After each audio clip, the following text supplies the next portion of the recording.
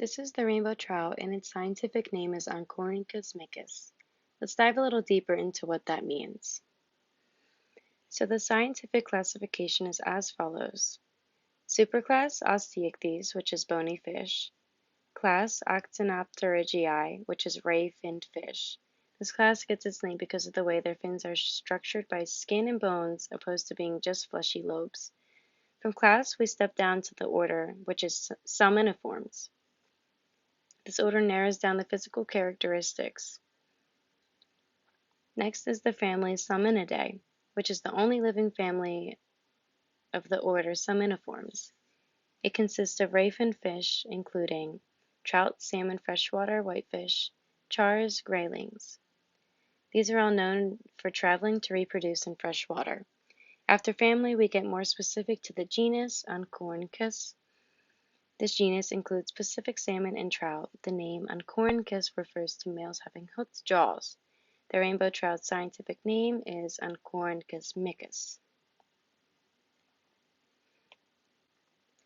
The rainbow trout is usually about 8 to 14 inches long. Their scales are small and very sleek. Their body structure is narrow and torpedo-like. The rainbow trout gets its name from its range of beautiful colors. They have an olive green base color with a reddish-purple stripe that varies in size and shape. Note that the stripe can also vary in color. They also have black spots all over their body, head, and even fins. Their color fades from an olive green to white as you get closer to the underside of the fish. The life expectancy for rainbow trout is 3 to 7 years, and the oldest recorded was 11 years old. The average weight can be anywhere between 2 to 8 pounds. Their preferred habitat is a cooler water with a rocky bottom, but they adjust well to new environments fairly well. They can tolerate temperatures between 32 and 70 degrees Fahrenheit. They also like when there's natural cover like trees on the bank of the stream, as seen in the bottom picture. Rainbow trout are originally native to the Pacific Ocean from Alaska to Mexico, so the entire west coast of the United States and North America. They prefer colder, more northern waters. They're also found in lakes and streams all over North America, as seen in the top right picture. They are cold-blooded, which means they are the same temperature as the water they swim in.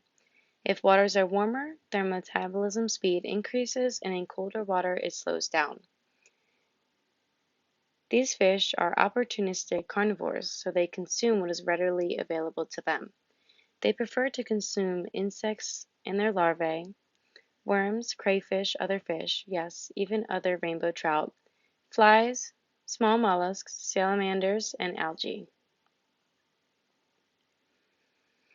The main predators of rainbow trout are fish-eating fish, such as larger trout, smallmouth bass, and birds such as herons, eagles, osprey, and only a few other land mammals such as raccoons. Rainbow trout migrate upstream to reproduce once a year in the spring. The female forms a nest in the gravel of the stream by flicking her tail. She then gathers with the male in the middle of the stream, and they release hundreds of eggs and sperm at the same time. The female then buries the fertilized eggs in the nest she made and leaves them there. There is no parental care as the eggs develop over the 20 to 80 days. They then stay under the gravel for 2 more weeks after they develop to the next stage, until they're ready to be freed and swim. After hatch, the younglings stay upstream about 2 to 3 years and then go live downstream or in a lake. One threat to the rainbow trout population is pollution. They are directly affected by the toxic chemical runoff and trash pollution being dumped into rivers and streams. It makes life unsustainable, so there's no food for them. Also, it affects the dissolved oxygen levels, which can directly kill the fish. Whirling disease also threatens the rainbow trout population. It's caused by a parasite that is ingested by the fish and deforms their developing spines, as you can see in the middle image. Lastly, the competition for habitat and food with other species of trout and other fish that live in these ecosystems is very harmful.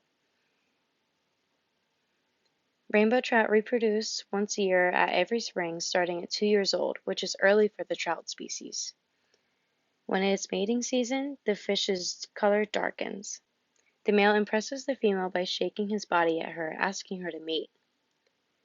Once the eggs are laid, there is no parental care whatsoever. Rainbow trout migrate to mate by swimming upstream, and their young migrate downstream when they're old enough. Rainbow trout are attracted to the colors white, gold, brown, black, green, pink, red, silver, yellow, and orange, so basically anything in their color scheme of their scales.